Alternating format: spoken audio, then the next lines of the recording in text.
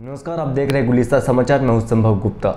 हमेशा विवादों से घिरे रहने वाले भाजपा सांसद योगी आदित्यनाथ होंगे उत्तर प्रदेश में मुख्यमंत्री उम्मीदवार। अगर एक हिंदू का खून बहेगा तो एक हिंदू के खून के बदले आने वाले समय में हम प्रशासन से एफआईआर दर्ज नहीं करवाएंगे, बल्कि कम से कम 10 ऐसे लोगों की हत्या उससे करवाएंगे जो लोग किसी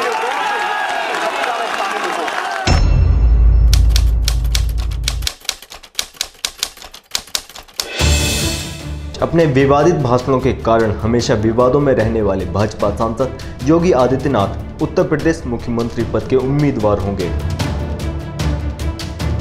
वर्ष 1972 में उत्तराखंड में जन्मे योगी आदित्यनाथ ने अपना राजनीतिक कर्मस्थली उत्तर प्रदेश के गोरखपुर जिले को बनाया और हिंदू युवा वाहिनी नामक संस्था बनाकर हिंदुओं को संगठित करके धार्मिक प्रचार और प्रसार करते करते इतने लोकप्रिय हुए कि वर्ष 1998 में भाजपा के टिकट पर चुनाव जीतकर लोकसभा पहुंच गए। योगी आदित्यनाथ की पहचान एक कट्टर हिंदूवादी नेता के रूप में होती है। वंदे मातरम का गायन नहीं कर सकते आप, भारत माता की जय नहीं कह सकते हैं, भारत की धरती पर रहेंगे, भारत का अन्न खाएंगे, भारत का पानी पिएंगे, भारत में अपने सारे कर्म और कुकर्म करेंगे और उसके बाद कहेंगे कि भारत माता की जय नहीं कहेंगे। आखिर इतना दुस्साहस बढ़ा है किसने क्यों पैदा हुई? इस आर्यगढ़ के अंदर कोई माई का लाल भारत माता की जयकार करने में कोताही नहीं बरतेगा, मना नहीं कर सकता। शिवली जैसे कॉलेज या किसी मदरसे में कहने पर कोई व्यक्ति इनकार नहीं कर सकता।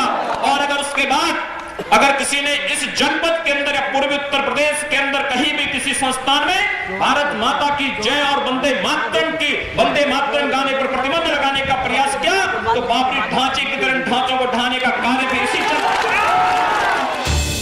योगी आदित्यनाथ की पूर्वांचल के ठाकुर और ब्राह्मण बाहुल्य क्षेत्रों में अच्छी पकड़ है।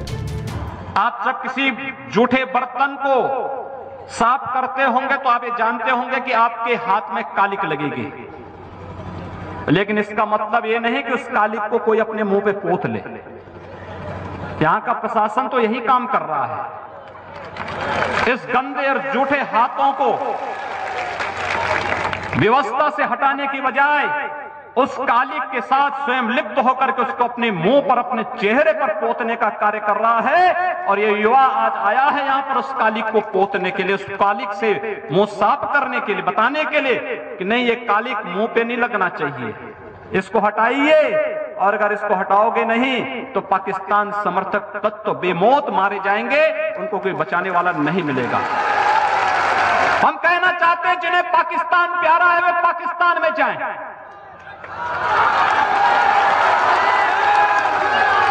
जिन्हें पाकिस्तान अच्छा लगता है वो पाकिस्तान चले जाएं। हम उसको रोकेंगे नहीं, अगर वो चाहेगा तो उसको जाने का किराया भी मुहैया करा देंगे, हम पूरी व्यवस्था कर देंगे।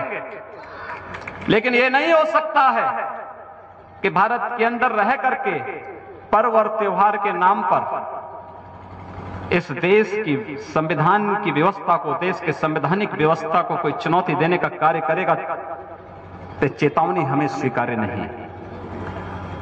हम उसका जवाब उसी भाषा में, और उसका जवाब जिस भाषा में वो जानेगा, जिस भाषा में वह उस सीखना चाहता हो, जिस भाषा में वह अच्छी तरह समझ सकता हो, उस भाषा में उस जवाब को हम देना जानते हैं। और अगर प्रशासन ही चाहता है तो फिर तैयारी कर ले।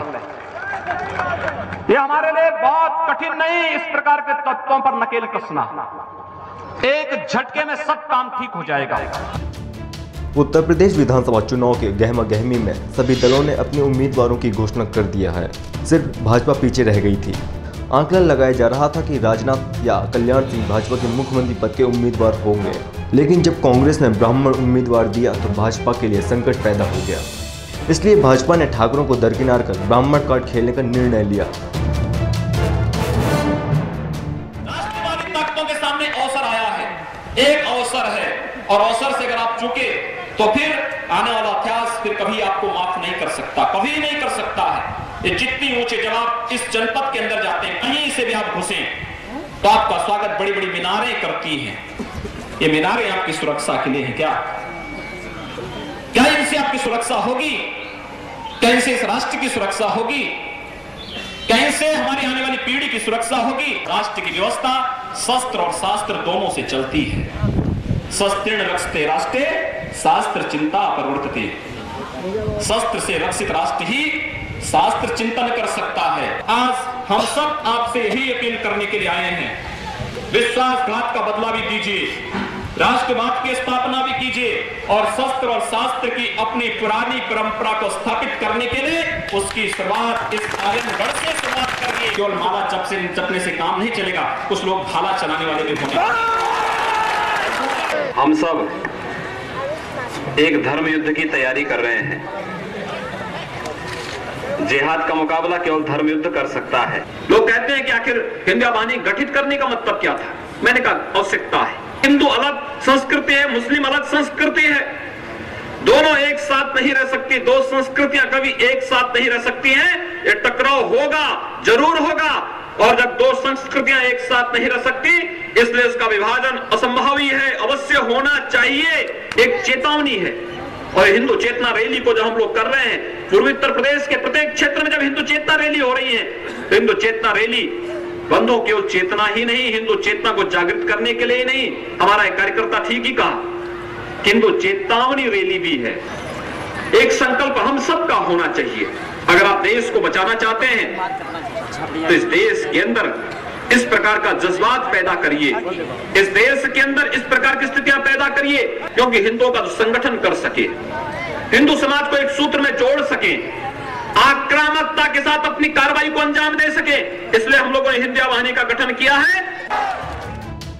अब देखना यह है कि क्या योगी भाजपा की नैया उत्तर प्रदेश में पार लगा पाएंगे, क्योंकि उत्तर प्रदेश में जहां कट्टरपंथी योगी को पसंद करते हैं, वहीं पढ़े लिखे बुद्धिजीवी और शांति प्रिय लोग बिल्कुल पसंद नहीं करते हैं। जिस दिन ये देश, जिस दिन ये राष्ट्र हिंदू राष्ट्र हो जाएगा, जिस दिन ये देश परम पूज्य योगी आदित्यनाथ जी जैसे युवा सन्यासियों के हाथ में चला जाएगा, उस दिन इस देश में मुसलमानों की स्थिति वही होगी जो पाकिस्तान के अंदर हिंदुओं की स्थिति हो रही है।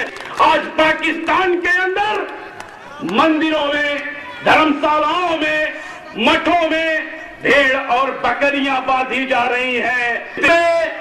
सुअर पालन खोला जाएगा, सुअर पालन खोला जाएगा।